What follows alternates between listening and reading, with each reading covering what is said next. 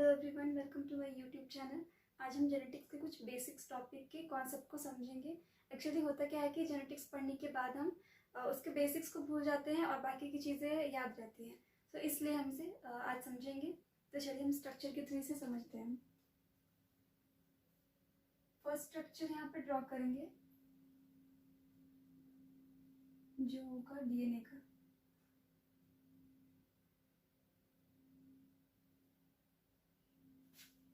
DNA एक double helical structure होता है, इस तरह से दिखता है और ये थ्रेड लाइक होता है। So DNA is a double helical structure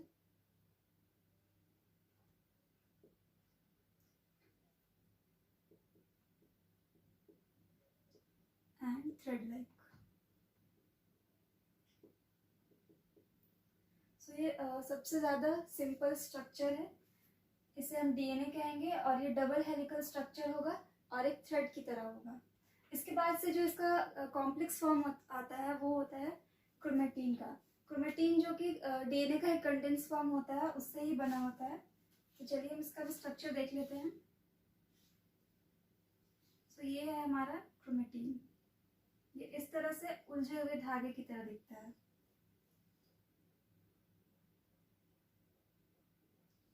तो ये हो गया हमारा क्रोमेटीन, इसे हम नाम देंगे क्रोमेटीन फाइबर। ये है हमारा chromatin fibre, this is called chromatin fibre, जो कि डीएनए का एक कॉम्प्लेक्स फॉर्म है या फिर कहें कि ये कंडेंस फॉर्म है डीएनए का। जो क्रोमेटीन फाइबर होता है इसके ऊपर हमें कुछ प्रोटीन्स भी देखने को मिलता है। ये इस तरह से प्रोटीन लगे हुए होते हैं।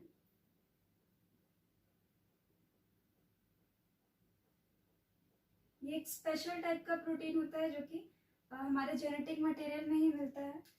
इसे कहते हैं हिस्टोन प्रोटीन। ये हमारा हिस्टोन प्रोटीन है। इसके बाद का जो कॉम्प्लेक्स स्ट्रक्चर होता है क्रोमेटीन फाइबर के बनने के बाद का, वो आता है हमारे क्रोमोसोम का।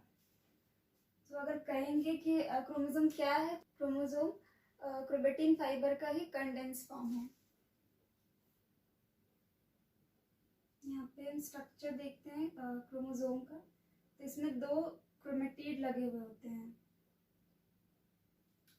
और ये आपस में जुड़े हुए होते हैं सेंट्रोमियर से,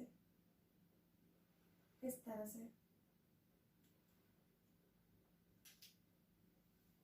तो ये क्रोमेटीन फाइबर है और इससे के कंडेंस फॉर्म को ही हम क्रोमोसोम कहते हैं। क्रोमोसोम में 2 क्रोमेटिड हमें देखने को मिलता है।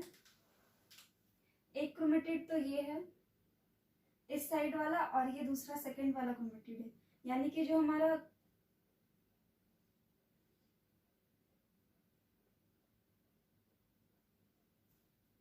क्रोमोसोम है वो 2 क्रोमेटिड के मिलने से बना हुआ है। तो ये हमारा 2 क्रोमेटिड है। 2 chromatid is equals to 1 chromosome.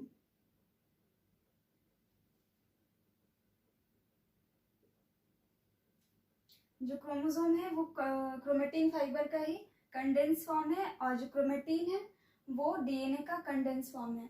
तो देखा जाता है ये कि जो कॉमन सेल होता है हमारे बॉडी का, जो कि नॉन डिवाइडिंग सेल है, उसमें ये क्रोमेटीन फाइबर देखने को मिलता है।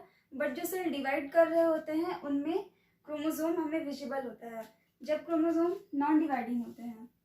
अगर हम ले एक नॉन डिवाइडिंग सेल, ये उसका न्यूक्लियस हो गया।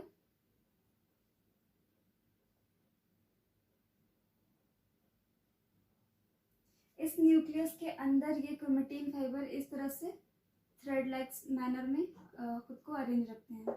ये कहलाता है हमारा जेनेटिक मटेरियल। तो ये हमारा एक नॉन डिवाइडिंग सेल है,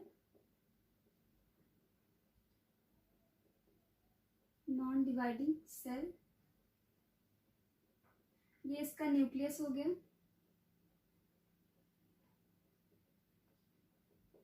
ये सेल है और इसके अंदर जो प्रेजेंट है ये है हमारा क्रोमेटीन फाइबर। फाइबर। बट जब यही सेल अगर डिवाइड करने लगते हैं, जब ये डिवाइडिंग हो जाएंगे, डिवाइडिंग होने पे ये क्रोमेटिन फाइबर खुद को पेयर अप कर लेते हैं और बनाते हैं क्रोमोसोम, जो कि अगर ह्यूमन की बात करें तो ये 23 पेयर बनाते हैं क्रोमोसोम का। तो चलिए हम देख लेते हैं इससे पहले इसका स्ट्रक्चर।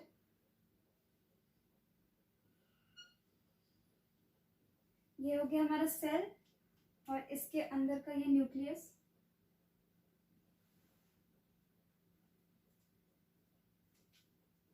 इसमें ये क्रोमेटिन फाइबर खुद को इस तरह से पेयर खुद को कन्वर्ट कर लेते हैं। यहाँ पे मैंने केवल 7 ही ड्रॉ किया है, बट ये अगर ह्यूमन की बात करते हैं तो उसमें टोटल 23 पेयर्स बनते हैं क्रोमोसोम के। ये हो गया हमारा न्यूक्लियस, ये सेल और ये बना है क्रोमोसोम।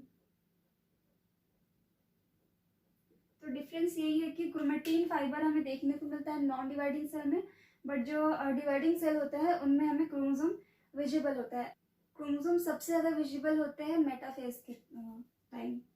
मेटाफेज सेल साइकिल का एक फेज होता है जिसमें कि सबसे ज़्यादा ये जो क्रोमोसोम है सबसे ज़्यादा क्लियर विजिबल हमें देखने को मिलता है। सो यहाँ पे हम इन तीनों स्ट्रक्चर को देख चुके हैं कि किस तरह से जो डीएनए है वो सबसे सिंपल फॉर्म है हमारे जेनेटिक मटेरियल का। जो डीएनए होता है वो बना हुआ होगा हमारे न्यूक्लिक एसिड से। डीएनए बना होगा न्यूक्लिक एसिड से और क्रोमेटिन फाइबर बना हुआ होगा प्रोटीन प्लस डीएनए से। Protein plus DNA. उसके बाद से क्रोमोसोम की अगर बात करते हैं तो इसमें RNA plus DNA plus protein, ये तीनों से मिलकर बना हुआ होगा प्रोटीन, डीएनए, आरएनए, तीनों ही क्रोमोसोम में मिलेंगे। तो इस तरह से हमने ये तीनों स्ट्रक्चर को एक एक करके समझ लिया है। अब बात करेंगे हम जीन के ऊपर। एक्चुअली में हम सभी एक दूसरे से अलग अलग दिखते हैं, सभी एक दूसरे से बिल्कुल ही अलग है। कोई बहुत ज़्यादा छोटा होता है, कोई लंबा होता है, किसी के जो आई कलर है वो ब्राउन होता है, ब्लू होता है या ब्राउन। ये सारी जो कैरेक्टर है ये सब में अलग अलग देखने को मिलता है। ये सारा डिपेंड करता है हमारे बॉडी में किस टाइप का जीन प्रेजेंट है, यानी कि जो डीएनए होता है इसके ऊपर ही ये जीन प्रेजेंट होता है। सो जीन हमारे डीएनए के ऊपर ही प्रेजेंट होगा।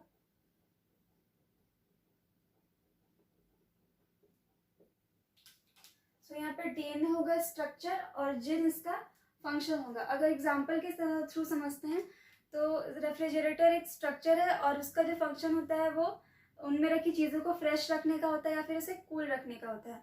उसी तरह से डीएनए स्ट्रक्चर है और उसका फंक्शन होता है जीन। जीन सारे कैरेक्टर्स को कोड करता है, हर एक पर्सन में अलग अलग कैरेक्टर को बताता है, यानी कि एक्सप्रेस करता है खुद को कि कोई उसमें लंबा हो जाएगा या कोई छोटा होगा, किसी के जो हेयर कलर है वो ब्राउन होंगे, किसी के ब्लैक होंगे। तो जीन है उसका मेन फंक्शन होगा कोड्स कैरेक्टर, या फिर कहेंगे कि एक्सप्रेसिंग द कैरेक्टर। जो जीन है उसका फंक्शन है कि वो किसी भी कैरेक्टर को, जो डोमिनेंट कैरेक्टर होता है उसे वो एक्सप्रेस करता है। इस तरह से हमने ये चारों चीज़ों को समझ लिया। ये बेसिक चीज़ें हैं, इसे हम याद नहीं रख पाते हैं। तो अगर इसे पूरे स्ट्रक्चर को सैंपल के थ्रू अगर समझे तो अगर थ्रेड का एक पूरा बंडल लेते हैं, अगर ये एक थ्रेड का बंडल है,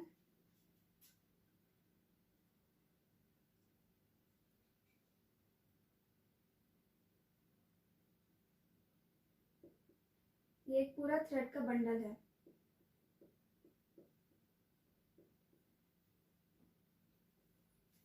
इसे कंपेयर करेंगे हम क्रोमोसोम से। इसे क्रोमोसोम मान लेते हैं। अगर इसके एक सिरे को उभार दिया जाए और इस तरह से उलझा के छोड़ देंगे तो ये क्रोमेटिन की तरह नजर आता है। तो ये इंडिकेट कर रहा है क्रोमेटिन को, क्रोमेटिन फाइबर। उसके बाद से इसके सिरे को ही अगर लेके इस तरह से स्ट्रेट कर दे, यानी कि एक्सटेंड कर दे, तो ये हमारे डीएनए को रिप्रेजेंट करेगा।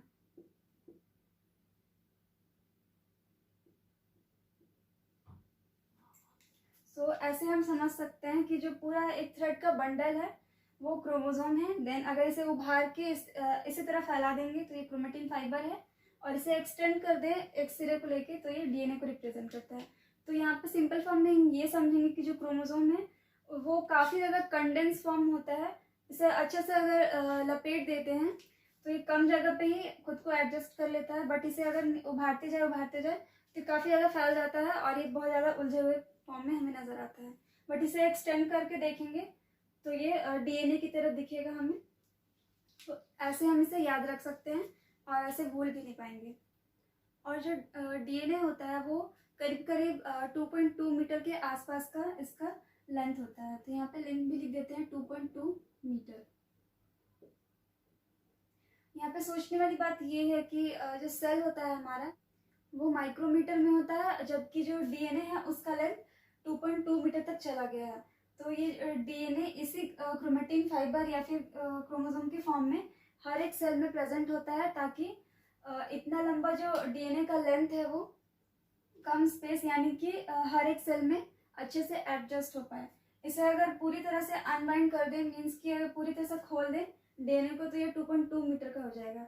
किसी भी सेल में डीएनए इसी तरह मतलब अपने इस स्ट्रक्चर में नहीं मिलता है, या तो वो क्रोमेटिन के फॉर्म में मिलेगा या फिर क्रोमोसोम के।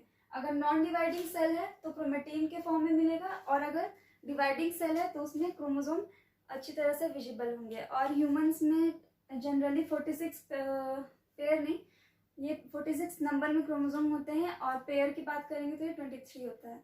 सो इस तरह से हमने तीनों स्ट्रक्चर को क्लियर कर लिया है, और जिन क्या होता है, क्रोमेटिन क्या है, क्रोमोसोम, डीएनए, ये सब चीज़ों को क्लियर कर चुके हैं। अगर एक बार शॉर्ट में इसका रिवीजन करें तो जो डीएनए है वो एक डबल हेलिकल स्ट्रक्चर है और थ्रेड लाइक होता है, सबसे सिंपल स्ट्रक्चर है।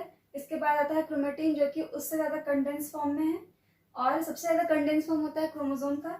जीन डीएनए का ही फंक्शन है, केवल डीएनए उसे स्ट्रक्चर प्रोवाइड कराता है, बाकी काम जितना होता है वो जीन का ही होता है। जीन की वजह से ही अर्थ पे इतनी ज़्यादा डाइवर्सिटी है, हर पर्सन एक जैसा नहीं है, सभी इंडिविजुअल्स एक दूसरे से अलग अलग दिखते हैं। आई होप कि आपको ये कॉन्सेप्ट समझ आया हो और क्लियर हुआ हो। तो अगर वीडियो अच्छी लगी तो लाइक कीजिए, शेयर कीजिए और सब्सक्राइब भी कीजिए।